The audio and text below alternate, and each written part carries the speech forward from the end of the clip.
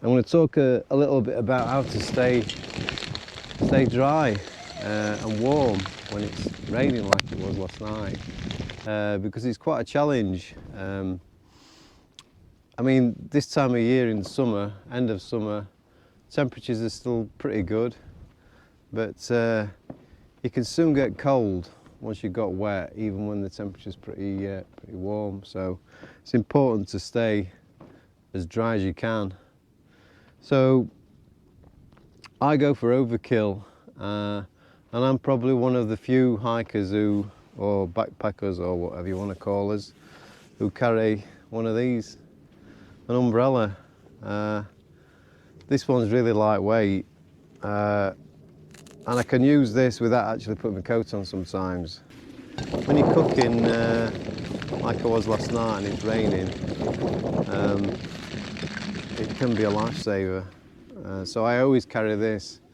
It actually did save me pretty well I think it was 2 videos ago. I actually forgot my tent poles for this, and this saved me because I used this as my tent poles. So yeah, I always carry that.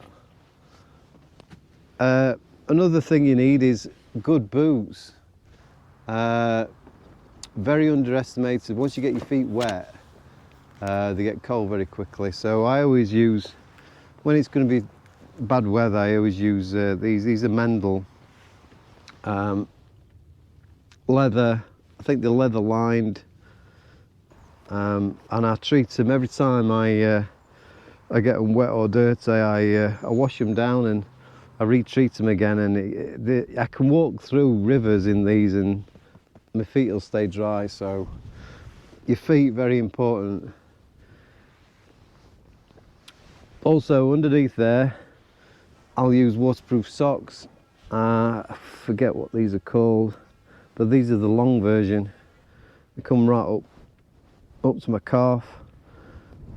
So as a backup, boots and waterproof socks. And then when it gets pretty bad, I'll put these on. These are Rab over trousers, pretty waterproof. They got very wet last night, and they kept my legs dry. So yeah, I use those when it's starting to get a bit bad, so I'll put them on. My coat, I've had this for years. I've had this for probably, I don't know, 20 years. 20 years. I've been doing this for a long time. Mountain equipment, coat, I keep having to retreat it, but it's kept me dry all these years, so no need to change that. It's got actually Gore-Tex. So yeah, I still use that. That's my coat.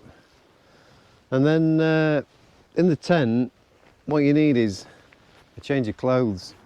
I always carry this in my rucksack, and a dry bag.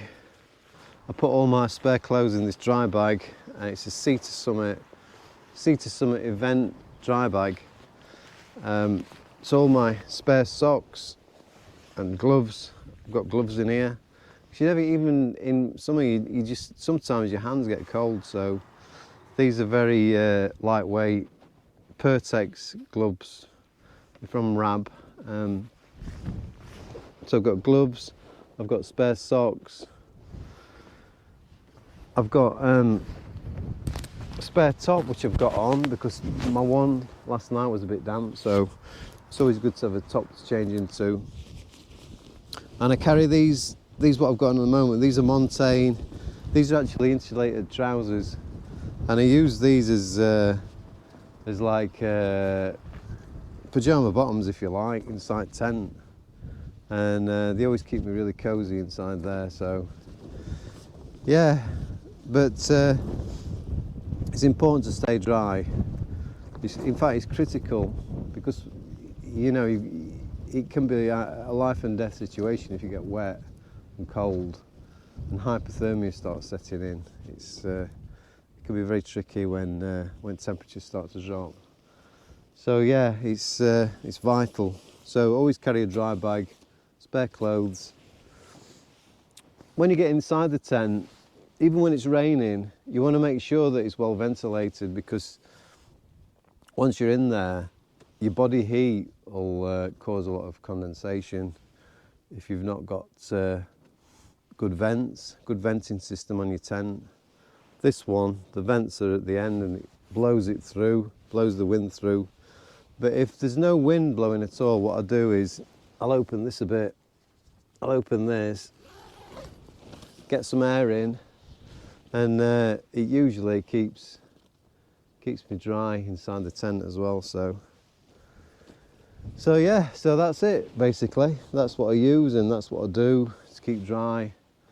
I'm lucky this morning because it's not raining. So yeah, anyway, hope you enjoyed watching that. I'm gonna just sit here a bit and look at the view and then pack up and get to work. I'm not starting work until 3 o'clock, so that's good. So yeah, there we go. That's how to stay dry and warm and keep yourself safe.